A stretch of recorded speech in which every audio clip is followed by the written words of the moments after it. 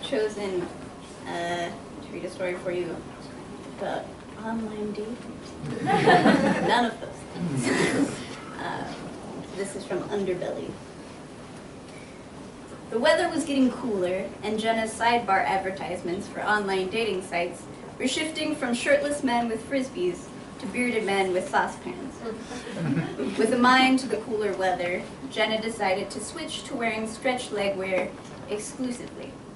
Tights, leggings, jeggings, nylons. Formerly relegated to the realm of the oppressive, Jenna stood in the hosiery aisle, plotting her wardrobe upheaval, a re-envisioning. She considered investing in a pair of something stretch and all-purpose for each day of the week. It wasn't about a thin figure. She wasn't looking for anything with a control top. It was about shape, not size, and she relished the smooth lines the material created from her body.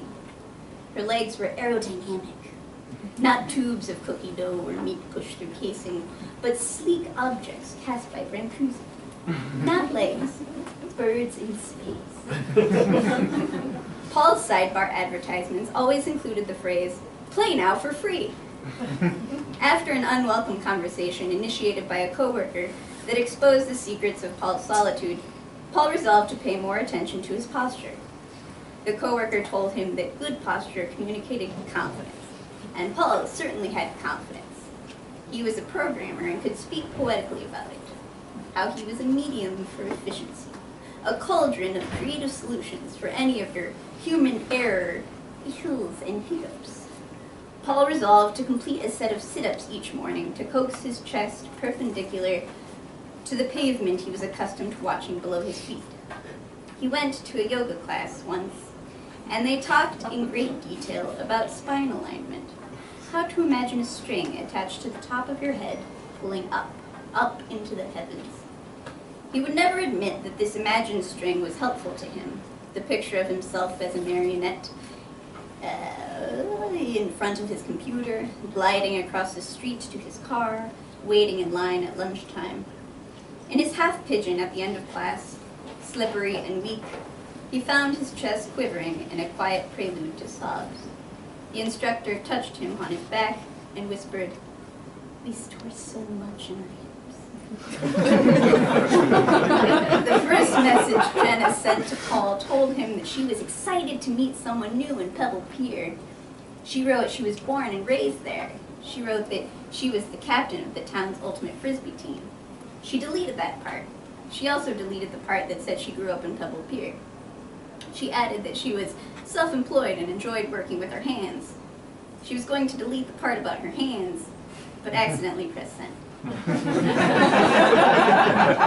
Paul messaged back that he was looking forward to meeting her too. He was excited to see so many books on her profile's virtual bookshelf and said they would certainly have a lot to talk about. He admitted he was not skilled with his hands, but that he had many other talents. He regretted this message immediately for the entire hour and a half it took for Jenna to respond with a thumbs up emoji.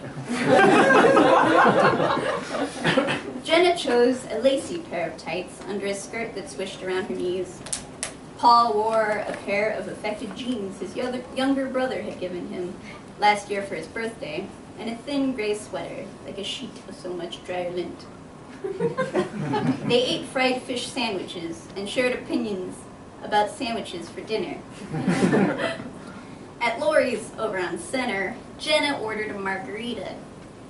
Paul held up 2 fingers to indicate, "Make that 2." He hated tequila, had little time for alcohol at all, but followed her lead. He pulled out his card and pushed her hand away from her little purse with a regal smirk.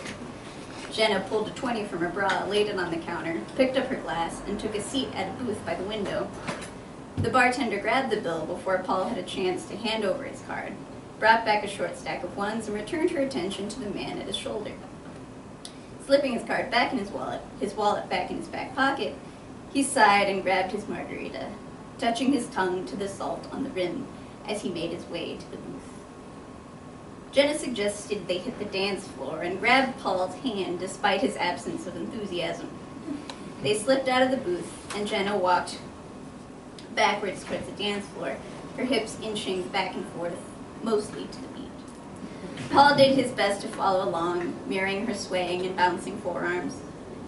She closed her eyes and threw her head back, her neck thick, soft, and bright, like the underbelly of a gecko.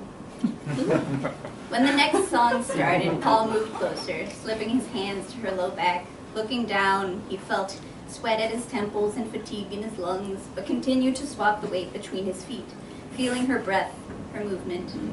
Amid flashes of blue and green light, under glittering ocean stalactites they twisted, he saw neighboring dancers' feet, the sticky sheen of a spilled drink, a ring of dampness under Jenna's arms. At the touch of her fingers at his neck, he slipped underneath and walked towards the bar. He needed water.